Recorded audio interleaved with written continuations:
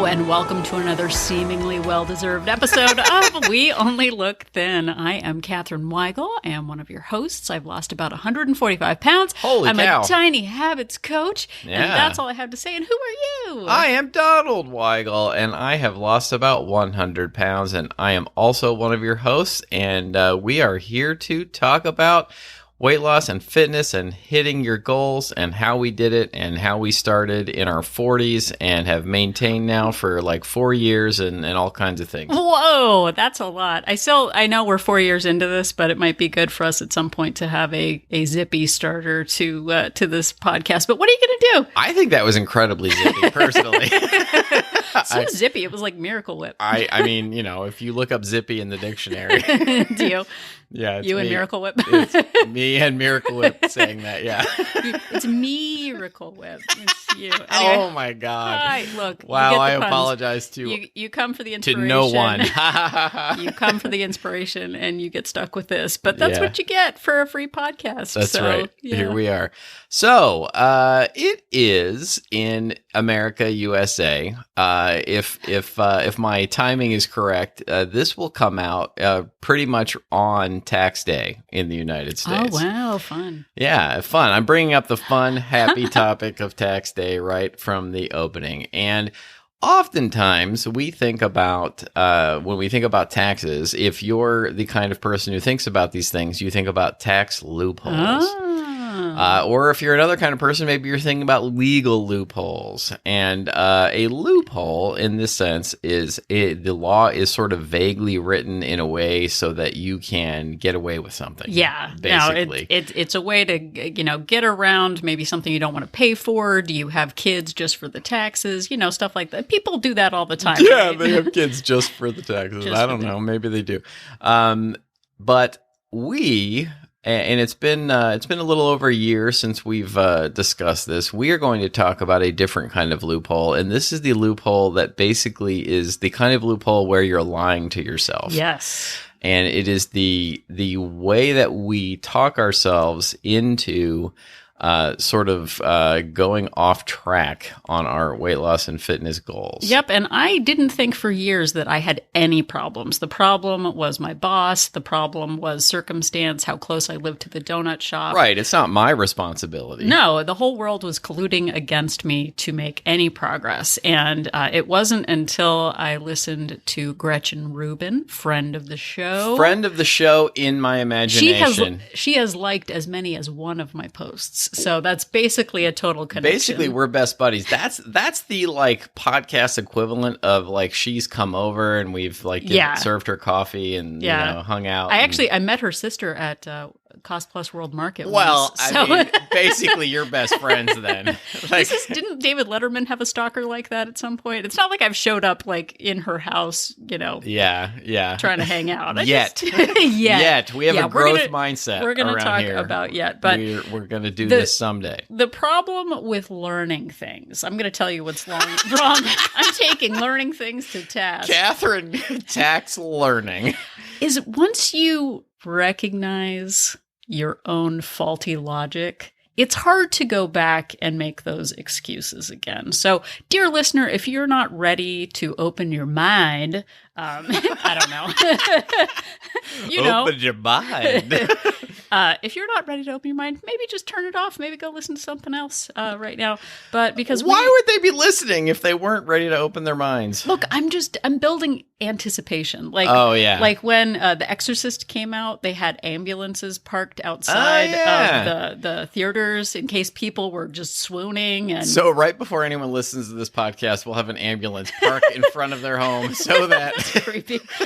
Look outside. So that when they're bowled over by the harsh truths we're about to drop, that Beth Ann, look outside. I don't know. Maybe there's someone named Beth Ann who is listening to WOLT. She can look very outside. Specific name. I was trying to think of who isn't in WOLT Place, our accountability group, but just a random name that might get something out of this. So So anyway, moving on. We have. Are we moving on? Moving on from the ambulance stalking of our listeners, we have Gretchen Rubin has 10 loopholes that she applies to sort of life in general. And her habits. And, you know, as we say on the show all the time, everything has to do with weight loss and fitness and eating in our case. And we are going to take the first 5 of them and go over them today, and then the next 5, the second 5, next week. Yep, and the good part about us repeating episodes, because we have done other loopholes, we don't remember what the loopholes are. You don't remember what the loopholes are. No, I don't even remember what last week's episode was about. Yeah, but the good thing is the more you hear it, the more it's ingrained, and then you're like, oh yeah, no, that's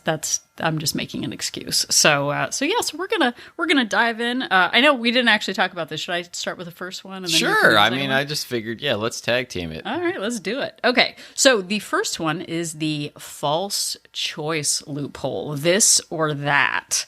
It is the idea that you can only do one of 2 things that don't actually connect. Yeah, you say, another. I can't do this because I'm so busy doing that. And this is one that I oftentimes use myself for many things. And for many, many, many years, I told myself this lie when it came to dealing with my weight situation and my health and fitness situation. Yep. So one example is I can't track calories because I'm volunteering for the church bazaar.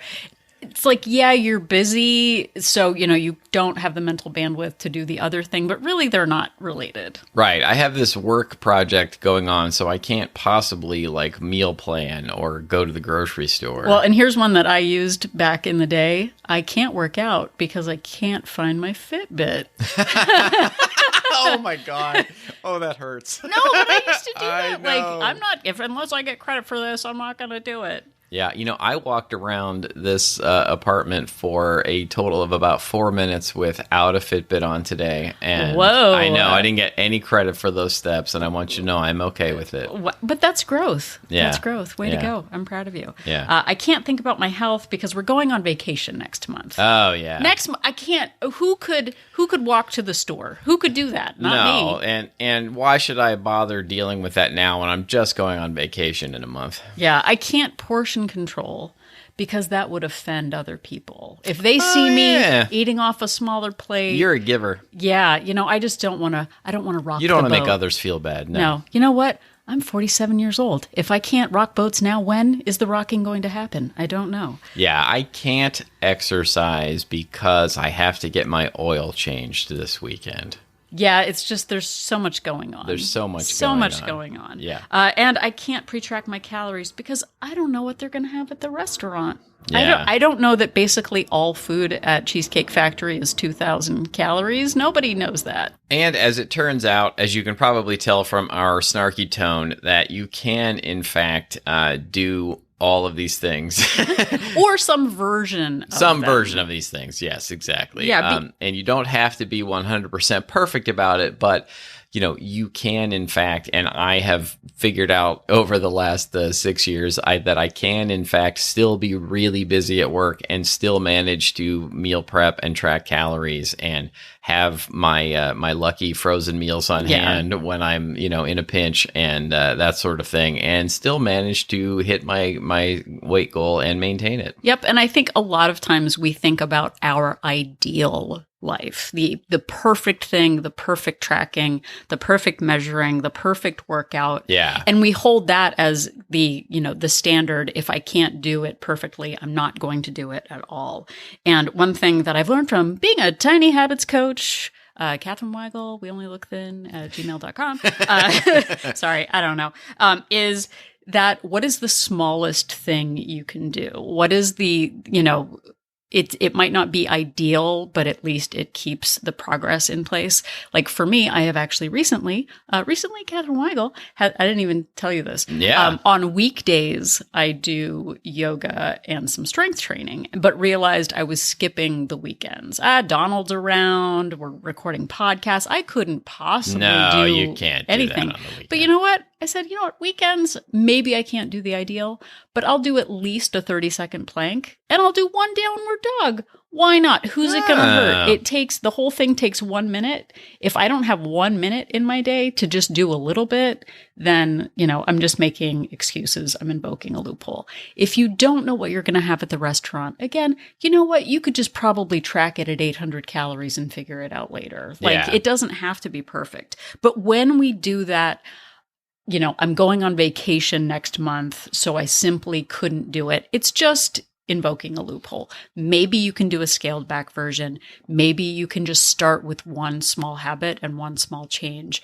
rather than feeling like, well, I can't do the 90-day challenge until until after Easter because I couldn't even possibly do that now. You can start now. Yeah. And I don't know if you intended to talk about this right now, but right before we were recording, you reminded me of a phrase of instead of saying, I can't do this right now because I'm too busy, you say it's not a priority for me. And try that on and see how it feels. And if it feels icky, then you know that you really do probably have time to do it. Well, and our daughter, love our daughter. If she's listening to this, we love you. Yes. Go do your homework. But that whole I couldn't do driver's ed because I'm just, bedeviled with, meetings right now. It's right. And her meetings are Dungeons and Dragons and video games. It's there's more bandwidth. You can do more. We'll talk about how much time there is in a week another time, but there's time to get it done. Yes, indeed. All right. So I think moving on to loophole number 2. This one is the moral licensing loophole, which is essentially you say to yourself, I've been so good, it's okay for me to do this. I deserve a treat. I have to do something for others, so I deserve a treat for myself. I haven't had cheesecake in years. I should be able to have it now. So totally, when we hear ourselves saying we've earned it, we deserve it, we give ourselves permission, it's forbidden, but we're going to do it anyway. Right. That's not really a super healthy relationship with food. We really believe in working things into your plan in a purposeful way. Yes. But it's not, I did a lot of grocery shopping today, so I really deserve a sleeve of Oreos. Yeah, and the the hard, unfortunate truth is there's no weight loss fairy that grants you wishes you've been so good today. The 800 calorie cheesecake that you're about to eat just won't count. It won't do, and it won't cause any problems. It won't affect your weight at all. You just eat whatever you want because you've been so good. That isn't a thing that actually exists, but we try and tell ourselves that it is, and it does. Well, and the problem is, we've talked about this before, with having poor boundaries with other people, overtaxing ourselves, overcommitting ourselves, being, the martyr at work who stays later than everybody else, who is the most put upon, parent or colleague or whatever. Right. We instead, if we don't get the raise that we think we deserve, we don't, Ed McMahon doesn't show up at the door with balloons and a giant check for us for being the best ever. Yeah. We use food as our reward system. And I used food to soothe myself over and over and over again for many years. I've had such a hard day. Oh, that person at work was such a jerk to me. Oh, I got cut off in traffic and I got so angry. I deserve to eat something to make myself feel better. And it's a temporary Band-Aid. It made me feel better for a minute until later it made me feel shame for having indulged so heavily. And it was a terrible, vicious cycle that, wreaked havoc upon my health and my mental health. And it wasn't until I realized that I didn't actually, no action on my part made me deserve a treat. What worked was actually counting my calories and figuring out a way to make treats work within those calories that actually worked. Well, and too, I was just thinking, if we don't live in a barter system, you don't go to work and they're not Right. all right, Donald, you've been great, so we're going to pay you in Nutter Butters. That's right. What if they did? Your your benefits package was Right. well, you don't get any vacation time, but you get unlimited supply of Choco Tacos. Right, exactly. That's not a way that one wants to be compensated. Sadly, I would have taken that but deal. But you can't put Choco Tacos down on a new house, or a new car. So just think about that. Is this a form of payment that you're comfortable with? Because unlike the false choice loophole, the this or that, we tie them together, this and that. I'm stressed, and so I get a cookie. I'm stressed, and I get a beer. Like, you tie the two together so that it's one package deal. Right. But you can separate those. And we're not saying don't have them, because we plan on the weekends for a delicious cocktail. Oh, yeah. We plan for treats, but it's not a deserve it. It's a work it into the plan. Yeah, I have small treats virtually every day now, and still have managed to, hit my goal weight and maintain, because I have figured out how to work small treats into my daily calorie goal. Yep. All right, so why don't we move on to loophole number 3? Loophole number 3 is the Little Orphan Annie loophole, the tomorrow loophole. I was like, where are you going with this? Little always Orphan Annie. tie it back what in. does her dog and tomorrow. Yes, the tomorrow loophole. Yep, I am already over my calories, so I will start tomorrow. It's okay to skip today because I will start tomorrow. My future self is virtuous. I will be imbued with all of the resolution and the motivation that I do not possess today, but magically tomorrow, after a good night's rest and half of a cheesecake, tomorrow is the day that it will happen. And again, it's sort of this, wish fulfillment thing. You're making a deal with some higher power that if I do this now, tomorrow, I promise I'll be good, so that I'm going to get through it. And the flip side of it is we do this sort of last hurrah kind of thing. We say to ourselves, well, I'm going to, get on my diet next week, so I'm going to eat as much as I possibly can right now. And then you do that, and then next week comes and you still don't change anything. Yeah. And that was me. It was me. I'm not just, attacking people who are listening. Like, this was me for years and years. I would be like, well, next week I'm going to change everything up. I'm going to, start going to the gym 6 days a week, and I'm going to eat 1,000 calories a day, and, or go on whatever diet I was on at the time, Atkins or keto or shake meal shake or Weight Watchers or whatever. And, so this week I'm going to just eat as much as I can possibly get in to get it out of my system. Well, and it's almost like we hate our future selves. Yeah. Like, we're putting the burden. Yeah, we're going to make it harder. Yeah, we're actually putting more burden on our future selves by overindulging now. We're, it's like putting more things on a credit card and then being like, well, my future self has to pay for it, but the me of now is enjoying it all. And I talk about this every, November, December too, but it's that sort of digging yourself deeper in the holiday times. Like, well, okay, January 1st, I'm going to get back on track. So I'm just going to dig myself deeper and deeper into this hole for a month or 6 weeks before I actually start to do anything about it. Yeah. When in the history of get it out of your system, have you ever gotten anything out of your system? Right. Maybe the Breakfast Club, where they talk about, no, was that Breakfast Club? No, anyway, they talk about like making people smoke a carton, kids smoke a carton of cigarettes, so they never Brewster's want to Millions. smoke again. Brewster's Oh, Millions. yeah, that's what it was. All right.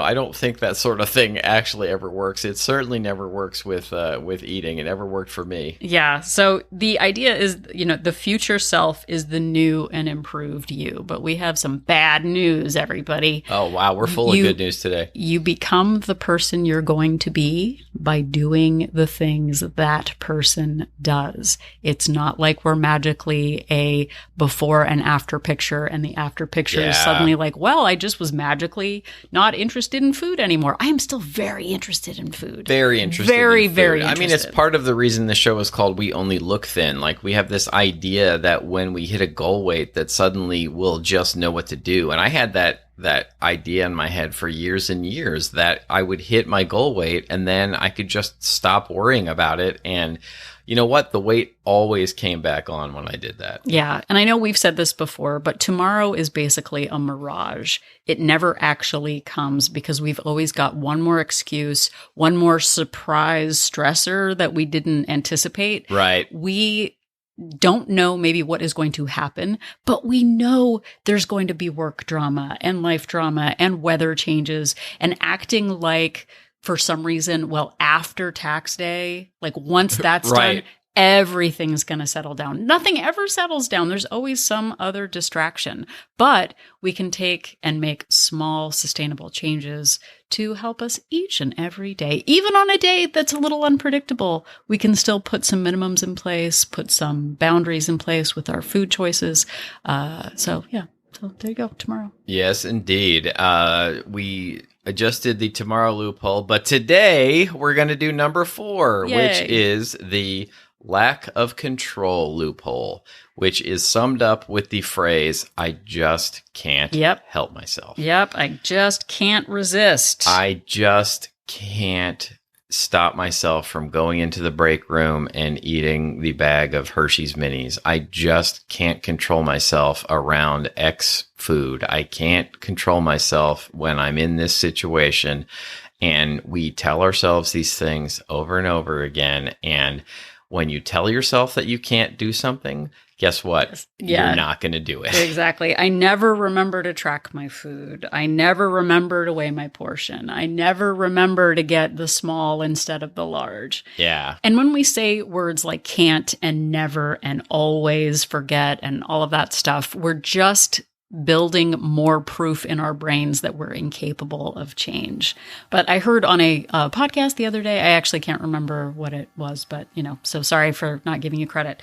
But if we change can't to won't, I won't remember to track. I won't resist. I won't control myself around that food. I won't control myself at work. Like, try that on for size, and it does not feel good. Yeah, as Donald quoted me quoting someone else earlier, instead of saying I don't have time, try saying it's not a priority and see how that feels. Because we can say something is a priority, but if we don't actually fit it into our lives and have proof that it's a priority, then it's not going to happen. Yeah. So maybe try and adopt a growth mindset and start telling yourself that you can do these things, or that you haven't previously been able to control yourself, or that I can't yet do this.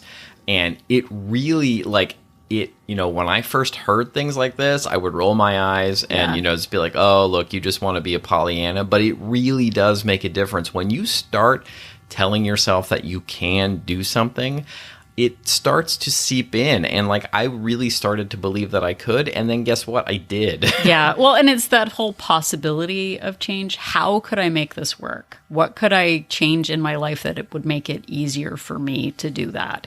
And once we open ourselves up to that, it leads to possibility.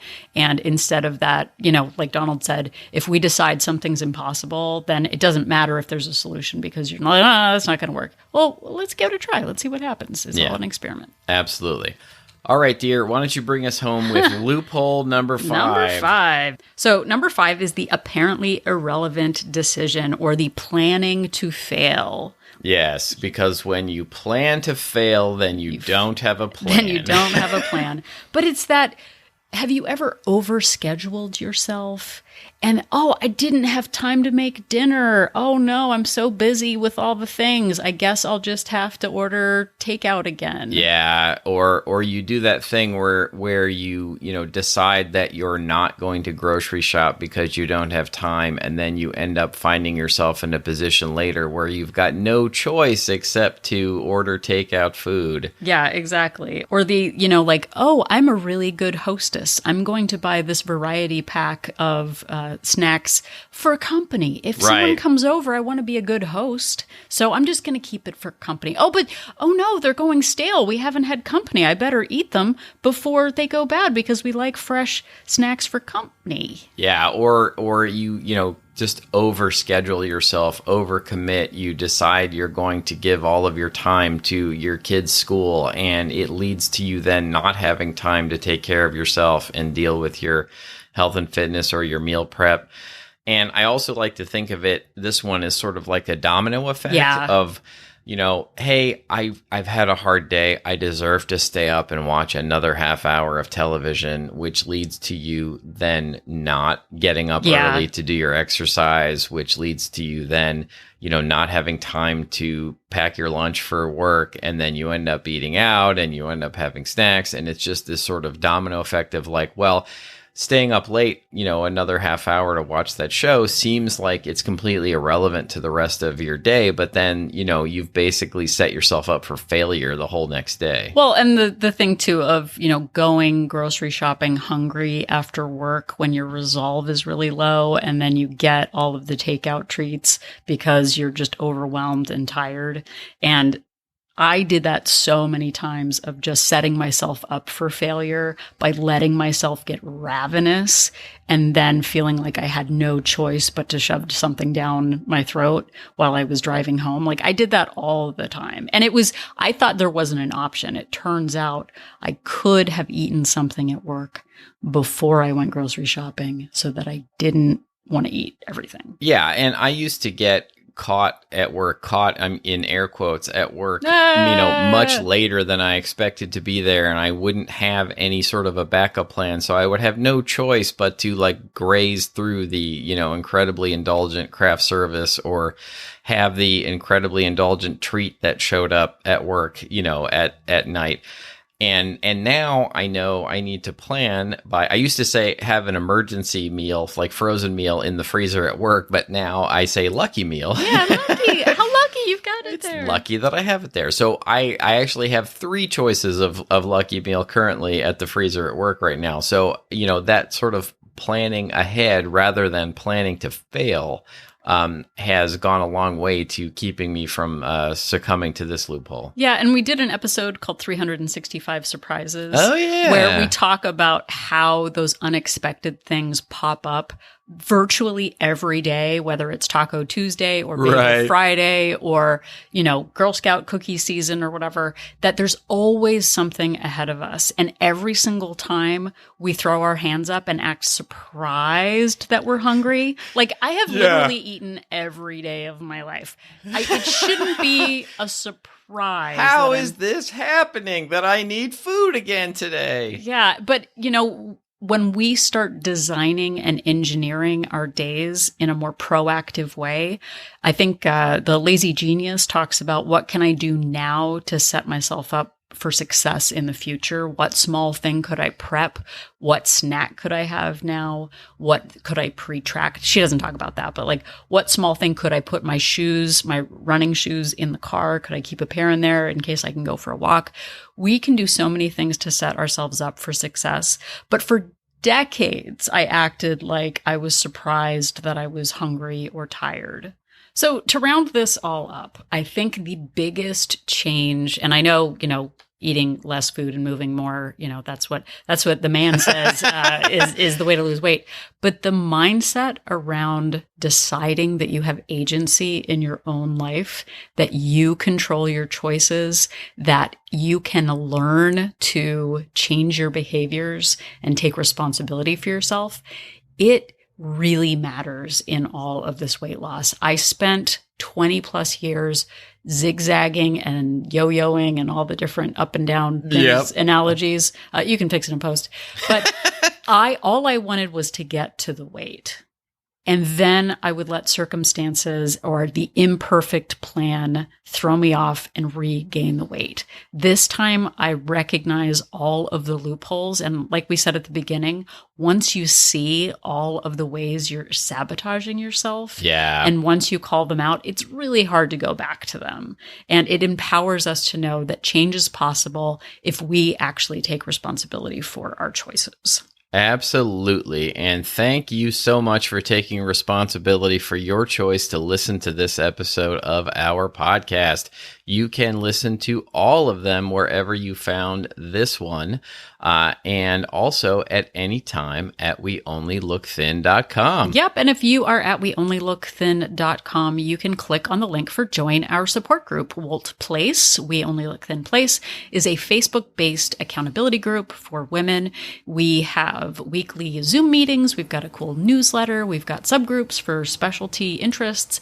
We got so many things going on. It's a great group. I'm super proud of it. So if you want to join, we have 2 different subscription options, a monthly option with a 3-day complimentary trial and a 3-month subscription with a 7-day complimentary trial to see if WOLT Place is right for you. Yeah, and if you've ever thought to yourself that you wished you could just like directly talk to one of us and, probably mostly Catherine and get direct answers to questions, like the group allows you to do that. Like Catherine gets on Zoom calls and, you could basically essentially talk face to face in addition to having access via, Facebook and all of the other ways.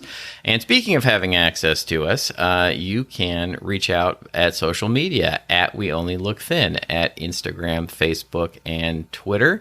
And also email us. We have taken listener questions and turned them into episodes. We do respond eventually, although not necessarily on the day you send the email.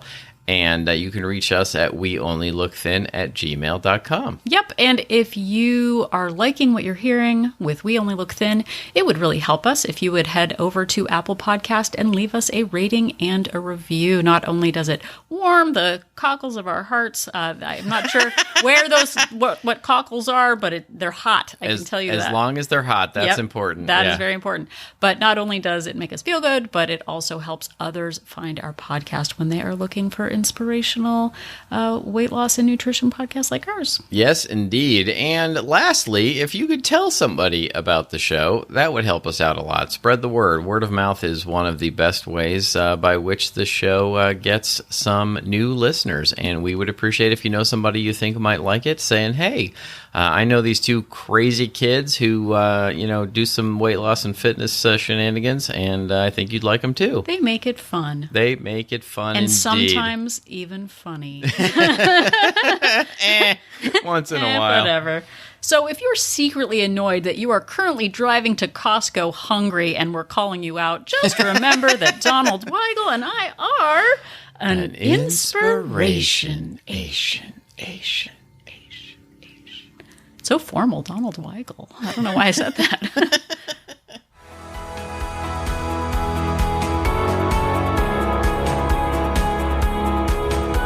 The information that you hear on this podcast is for informational purposes only. The hosts are not medical professionals. You should always consult with your doctor, nurse, or other certified health professional before beginning any diet or fitness program.